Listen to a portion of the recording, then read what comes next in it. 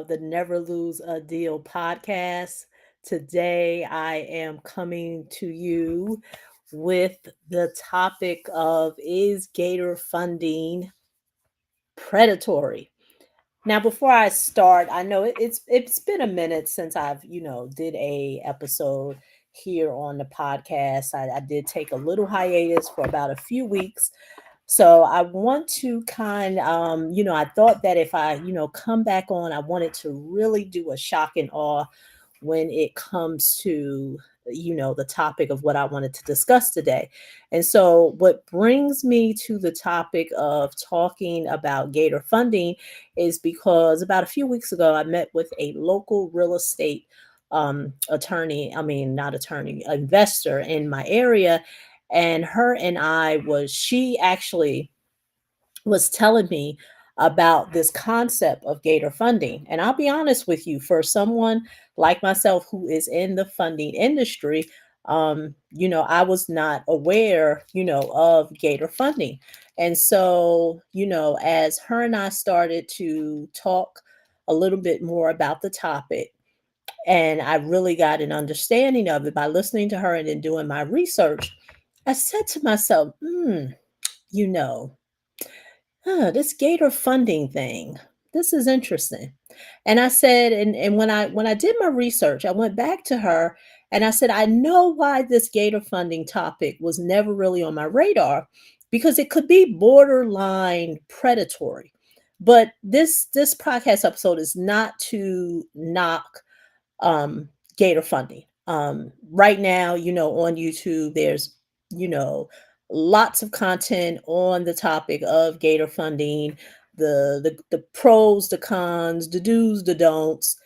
And I want to come with a different perspective. And the reason why I want to come with a different perspective is because Gator funding, I don't want to, really go from the standpoint of should you use it or should you not use it.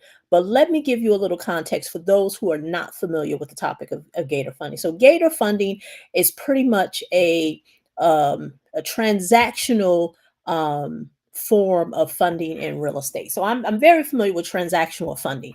Transactional funding, in let me say, in the plain vanilla sense, is usually funding that is used for A, B, C, D closing, or should I say A, B, and B, C closing. So pretty much it's used primarily in a double close. So you first you do a closing with one entity, and then during that same time, the funds are used to be able to transact to the next transaction. So I'm very familiar with that, and once again, that's a very, a very quick understanding of transactional funding. Now, of course, I'm not going to go do a deep dive on that. But Gator funding is a form of funding that is primarily used by a lot of wholesalers.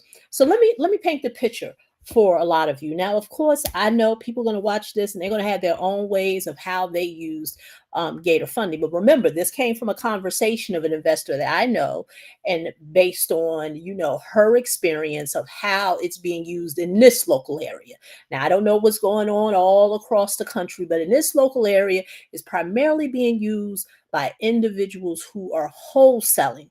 So if you think about a traditional wholesaling transaction, and we're talking about clean wholesaling, I'm not talking about the creative ways of what people say wholesaling is, but it's not really wholesaling. Wholesaling, from what I understand, and I remember doing wholesaling. I first got started in real estate. I got started with wholesaling, so I understand what it is. It's your ability to be able to get a piece of real estate under contract, and you are going to sell that contract, usually on an assignment or another means. For me, I used to do a double close. So that's why I said very familiar with a transactional type of closing, because that's how I got started. When I got started back in 2008, when if you think about 2008, that's when the real estate market pretty much tanked. You had Bear Stearns went under, you had Lehman went under, and that's when the banks got bailed out and you had TARP. So all these toxic assets that were on the books of these banks, a lot of them were real estate. So whereas you had some people who tell the story of, hey, I was doing well in real estate in 2008, the bottom fell out. Well, that's not my story. In 2008 is when I actually took off because I've carved out and figured out a way on how I could get started in real estate, being able to wholesale homes from the bank, REOs, real estate owned properties. Now, remember, this is exactly 2008. I know a lot of you all are saying, oh, you can't do a double close with a bank owned property. Well, this is before Dodd-Frank, because remember, Dodd-Frank took some time to come along. So I'm giving you a full picture, full context of where we are in the world. So in 2008, I took off. So I used to literally work with real estate agents, find bank owned properties. That was my bread and butter. I would find real estate bank owned properties and those that fit the criteria that I can be able to wholesale. I would put them under contract and then I would resell it to a rehabber. The reason why I say this is because I'm very familiar with how wholesaling works, especially when it comes with a transaction. Now, the thing is that this is where the Gator funding comes in. Because, like I said, this is a topic that is very popular right now. And in your local market, it may be being used different, but I'm going to talk about how it's being used here where I'm at, and that is in New Jersey. So, talking to the investor, and she was telling me that wholesalers who get properties under contract don't have the earnest money deposit to be able to secure the deal. Because, of course, if in order for you to literally have a security interest in a real estate transaction, you do have to put down some earnest money. Well, voila, that's where Gator funding comes in. So apparently, a lot of wholesalers who are new and getting started, they don't have access to funds. So what happens is that they go seek out Gator lenders who will literally give them the earnest money deposit. But of course, there's a cost attached to it. Because a lot of times they may want to put, 1,000, 1,500, 500 because of in a real estate transaction, most of the time when you provide a higher earnest money deposit, you show that you're more serious than other buyers. So that is what these wholesalers are doing, hence the Gator funders. So the Gator investors, or should I say the Gator funders, these individuals who are funding the deals, that's what they do. They come in and they will front you the money to be able to secure your interest in the property. Now, of course, there's a cost to it. That is the reason why I decided to do this video, because I want to give some context of things that people may have not considered or not, and that, once again, I'm going to give you two sides of the coin because like I said, this is not a video or a podcast episode to really knock Gator lenders. Like I totally get it. If you want to build wealth in this country, there's two ways. You're going to build it with debt. You're going to build it with taxes. And I know that's a loaded topic, and I know it's not enough time for me to really talk about it now because that's not the discussion at hand. But understand, you are borrowing money to be able to secure your interest in real estate, and it has a cost. Now the cost varies. If you put in Gator lenders, Gator funding real estate into YouTube right now, because as I stream this, although it's on a podcast, I'm also streaming it on YouTube. You're going to have all types of Gator lenders who have a whole they have a whole variety of interest rates that they charge. So it is not straight across the board one interest rate. But now let's think about it for a second. I'm not here to judge if the interest rate is predatory or not. because at the end of the day, it doesn't matter what I say, it's what the state says, because there are usury laws. So let's just start there. So this is not what Lorelia thinks, what Lorelia's opinion is. This is because there are usury laws that every state has. But let's just say that the interest rates stay in the realm of the usury area of your state. Every state has a different usury law, so it's not straight across. And you pay this. And now that's the second part. So, if you're not familiar, so now that the wholesaler has the property under contract and they have the buyer, voila, they sell it, they resell it. And of course, the proceeds from them wholesaling it to a end buyer, they get the proceeds of what's left and whatever they worked out their assignment fee. Now, of course, if done correctly at closing, the amount that has to be paid to the lender, the Gator lender, comes out of the proceeds of what the wholesaler is supposed to get. Now, for some wholesalers, that may be a dream come true because they may be starting with nothing, and now they're seeing the opportunity to be able to really get started in the industry, do it the right way, because this way is being done right, is that they are securing property, being able to have an interest in it by putting a down payment or earnest money deposit. But this is where I want you to really go deeper on with the idea. If a wholesaler has to go to a Gator lender or Gator funding or get Gator funding, 9 times out of 10, the wholesaler is probably low on cash. They don't have cash readily available to them. And number two, they may not have the best credit because, of course, that's what I want to talk about next.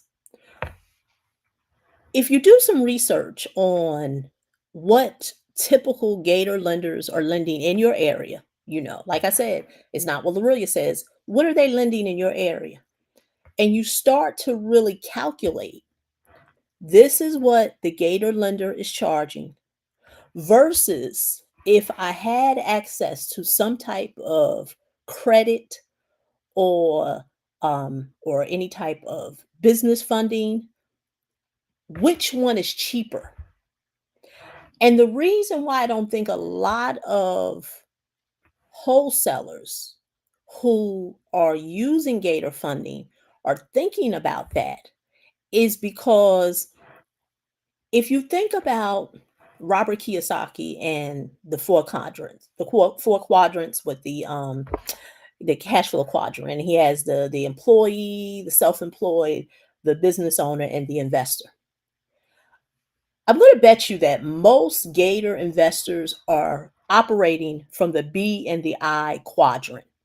They understand money, they understand economics, and they understand that being the lender is much more profitable than being the borrower.